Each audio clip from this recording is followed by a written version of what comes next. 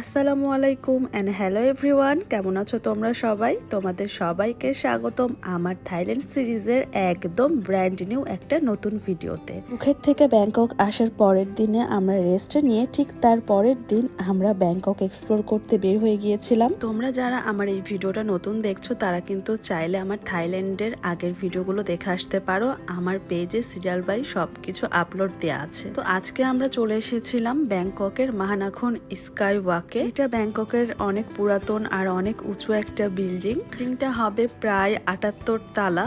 আর আমরা এই 78 তালা বিল্ডিং এর উপর আজকে উঠে যাব ইনশাল্লাহ। আমার অনেক দিনের ইচ্ছা ছিল যে এই স্কাই ওয়াকে আমি হেঁটে বেড়াবো, তো আমার সেই ইচ্ছা আলহামদুলিল্লাহ আজকে পূরণ হয়ে যাবে। আমরা হোটেল থেকে গ্র্যাব নিয়ে ডিরেক্টলি এই জায়গাতে চলে এসেছি। ভিতরে ঢোকার আগেই বাইরের দৃশ্যটা এত বেশি সুন্দর ছিল, তো আমি আর কন্ট্রোল করতে না পেরে বাইরেই ছবি আর ভিডিও করা শুরু করে দিয়েছি। আর এই তো বিল্ডিংটা এত বেশি উঁচু ছিল, মানে বাইরে থেকে দেখে একটু ভয় লাগছিল অবশ্যই। কিছুদিন আগে ব্যাংককে ভূমিকম্প হয়ে গিয়েছে, আর ভূমিকম্পতে এই ঠিক মাহানাখনের এই বিল্ডিংটা একদম নড়ে গিয়েছিল। সেগুলোর ভিডিও দেখে অনেক বেশি ভয় লাগছিল এখন এডিট করতে গিয়ে।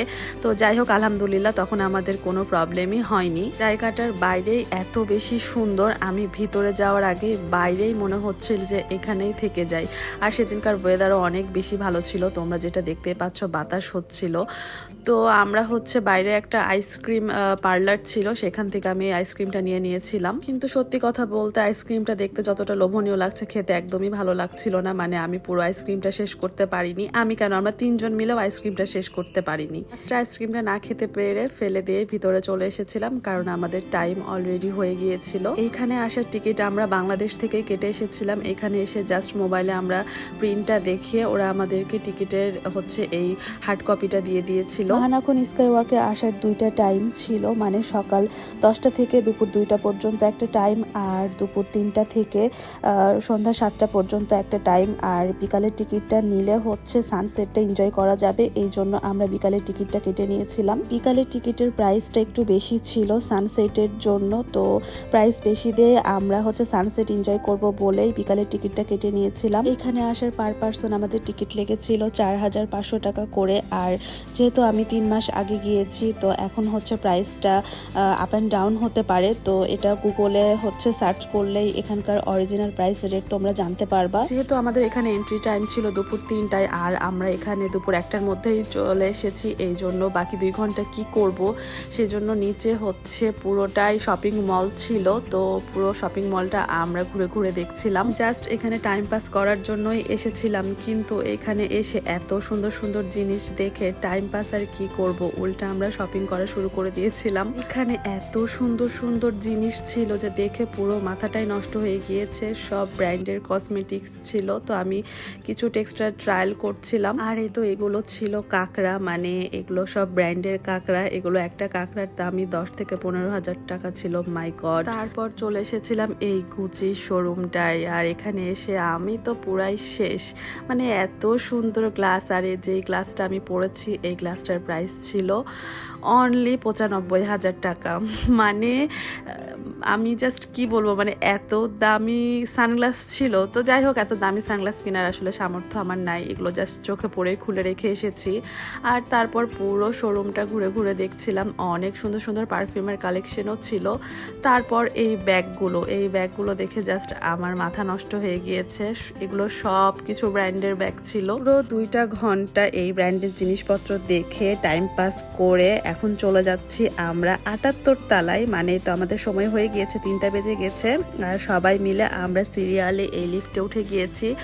আর 78 তালায় আমরা মাত্র উঠে গিয়েছি প্রায় 30 থেকে 40 সেকেন্ডে। এত উপরে এত কম সেকেন্ডে চলে গিয়েছি, মানে নিজেই বিশ্বাস করতে পারছিলাম না। ওই যে দেখো লিফটে কিভাবে মানে উপরে উঠছে, তোমরা দেখলেই বুঝতে পারবা। দেখো মানে জাস্ট সেকেন্ডেই আমরা চলে এসেছি 78 তালায়। তো প্রথমে আমরা 78 তালায় যাইনি, প্রথমে আমাদেরকে এই 74 মানে 74 তালায় নামিয়ে দিয়েছিল। তো 74 তালাতে পুরোটাই গ্লাস করা ছিল, আর এখান থেকেও বাইরের ভিউটা অনেক সুন্দরভাবে এনজয় করা যায়। তাই এখানে সবাইকে পুরোটা ঘোরার জন্য কিছু টাইম দিয়েছিল আমাদেরকে।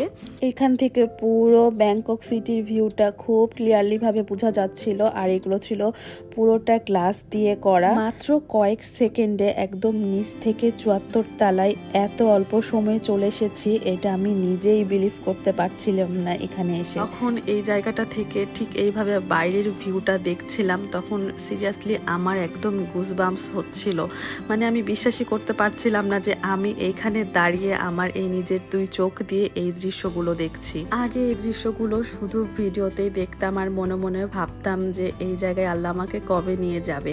তো আল্লাহ আমার মনের আশাটা খুব তাড়াতাড়ি পূরণ করে দিয়েছে।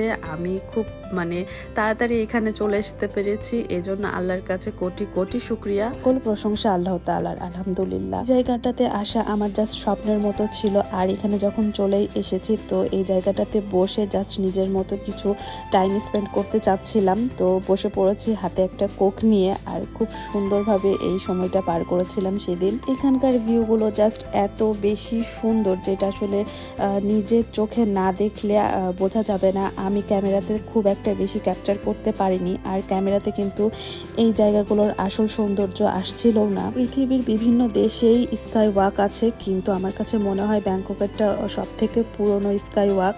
দুবাই, মালয়েশিয়া এগুলোতে আরো উঁচুতে ওঠা যায়, তো সেখানে তো এখন পর্যন্ত যাইতে পারিনি। ইনশাআল্লাহ কোনো একদিন যদি সেসব দেশে যাই সেইখানকার স্কাই ওয়াকে যাওয়ারও আমার ইচ্ছা আছে। তো 74 তালা থেকে এখন আমরা চলে যাচ্ছি 78 তালায়, আর এখানের যাওয়ার লিফটটা ছিল ঠিক এরকম, এই লিফট থেকে বাইরের দৃশ্যগুলো দেখা যাচ্ছিল। এখন আমরা চলে যাচ্ছি এই বিল্ডিং এর একদম টপ ফ্লোরে। যেহেতু টপ ফ্লোর আর সেখানে কিন্তু এসি নাই, খোলা জায়গা, তো উপরে গরম লাগলে এই নিচের 74 তলায় এসে এখানে রেস্ট নেওয়া যাবে, এরকম সিস্টেম করা।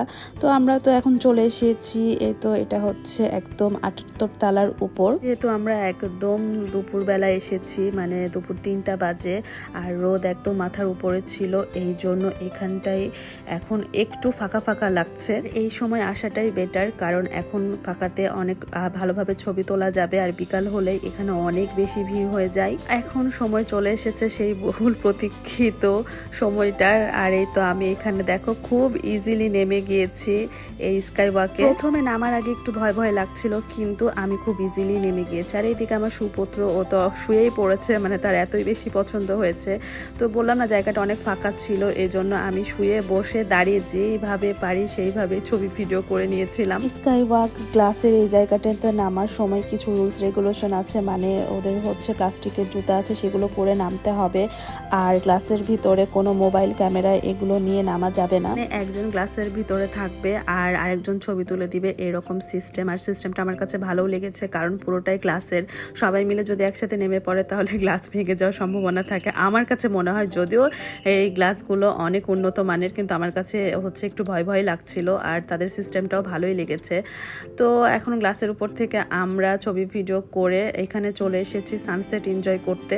আরো 1 ঘন্টা আছে সানসেট হওয়ার, তো এই টাইমটা আমরা এখানে বসেছিলাম আর খুব সুন্দর একটা কোয়ালিটিফুল টাইম এনজয় করেছিলাম। আর এই তো এখান থেকে দেখো ফুল ভিউটা খুবই সুন্দরভাবে দেখা যাচ্ছিল, আর ঠিক এই জায়গাটা থেকে সানসেট হবে। আজকের দিনের বেস্ট পার্ট আমার কাছে এই সানসেট টাইমটাই লেগেছে, কারণ এই সময় সূর্যের আলোটা এত সুন্দর লাগছিল, আর এটা যখন ফেসে পড়ছিল তখন অনেক সুন্দর ছবি ভিডিও আসছিল। তো আজকে সারা দিনের আমাদের একটা কোয়ালিটিফুল টাইম এনজয় করে এখন আমরা চলে যাচ্ছি নিচে। দেখো নিচেও খুব ইজিলি নেমে যাব, ঠিক যেই ভাবে আমরা উপরে উঠেছিলাম ঠিক সেইভাবে আমরা এখন খুবই তাড়াতাড়ি নিচে নেমে যাচ্ছি। মাহানাখন স্কাই ওয়াক থেকে আমরা ডিরেক্টলি চলে এসেছি প্লাটিনাম শপিং মলে, এখানে শপিং করতে। মলে এসেই দেখি যে নিচে ম্যাকডোনাল্ডস এর শপ, আর সেখানে ঢুকে আমরা লাঞ্চ করে নিয়েছিলাম, কারণ আজকে লাঞ্চটা করা হয়েছিল না। ম্যাকডোনাল্ডস এর চিকেন, ফ্রেঞ্চ ফ্রাই আর রাইস দিয়ে আমরা আজকে লাঞ্চ শেষ করে ফেলেছিলাম। সাথে আমার এই ভিডিওটাও এখানে শেষ করে দিচ্ছি। জানি ভিডিওটা একটু লং হয়ে গিয়েছে, এই জন্য সরি। তো সবাই ভালো থেকো, সুস্থ থেকো, আল্লাহ হাফেজ।